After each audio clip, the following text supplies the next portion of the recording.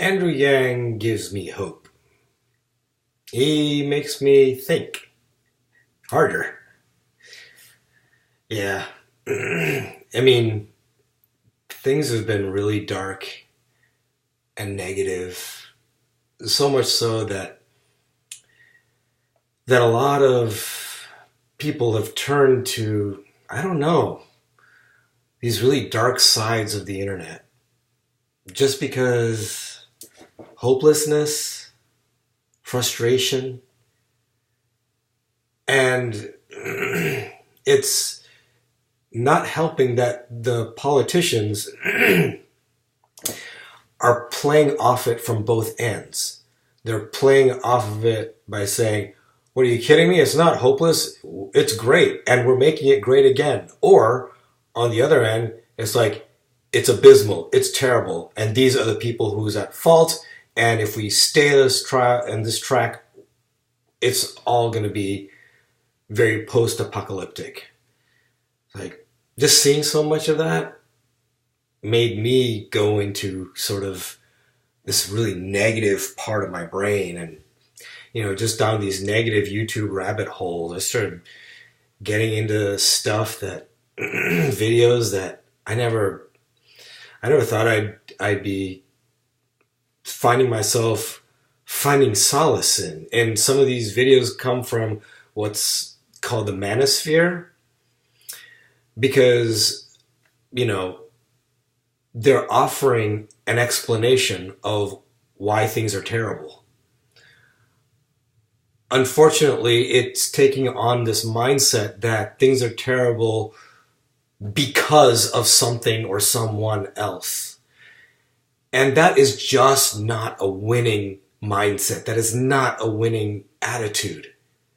Like, things are bad because of these, and we're going to focus on these things, because they're so bad. The part of the manosphere that I really liked is they had what they call sometimes the improvement pill, where they start talking about how to optimize yourself and how to get more emotionally robust and strong and centered to be able to handle all kinds of negative energy that happens your way.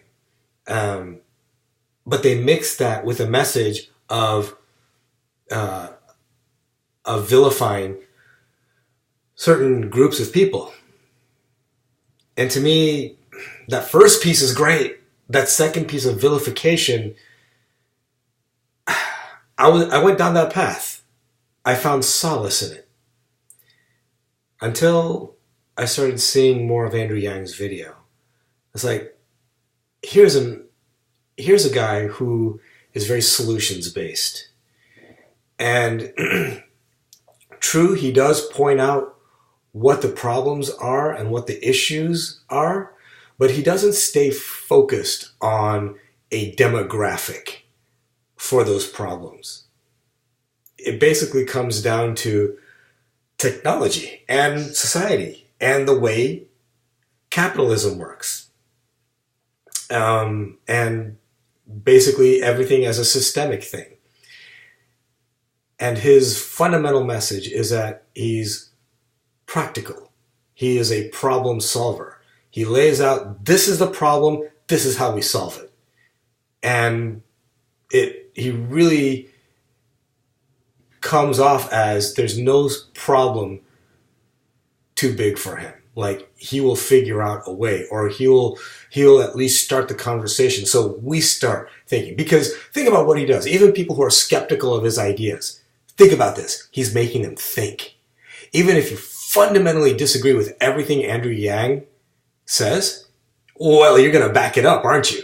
You're going to go down into your logic and reasoning and try to, refute every single thing he says. And you have to do it with the data, because that's what he's got. He's got data and projections. So you need to come up with your own data and your own projections and see and literally make it a contest of ideas.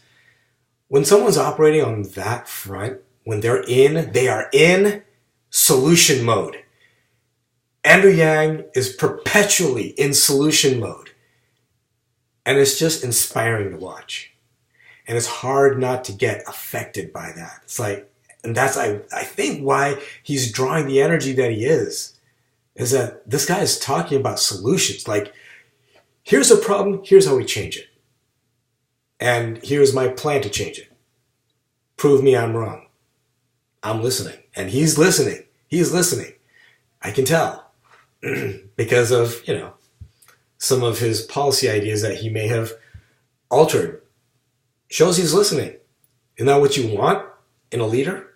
You want someone who's decisive. Andrew Yang's decisive. He's giving his ideas. He's like, this is the way I think we should be moving forward, and here's my data to back it up. And you're like, well, but what about this other set of data? And he'll look at it and he's like, fair point, or not compelling enough. My data is better. So he gives that optimism and you have to be a bit of an optimist to be a solution finder. So a lot of people, and I think in general, American society tends to reward problem finders. Oh, here's a problem with this. Here's a problem here. Here's a problem there. Here's a problem there. You better hire me because I have the magic solution. So therefore, here are all the problems, and I'm your solution person. You want the solutions? Hire me. That's kind of the fundamental way our society kind of works. But Andrew Yang, he'll identify the problem, but then he's going to be like, here are the solutions, line by line. Here are my solutions. These are the solutions for this. Here's the problem, but these are all the solutions. That's what you see on his website, solution after solution. I think him engaging everybody in thinking about solutions is so healthy. It's so positive. And instead of castigating all this blame, looking at things from another lens and really doing the work with the data. Like, he could be the president that makes America as a country get good with math. Whoa.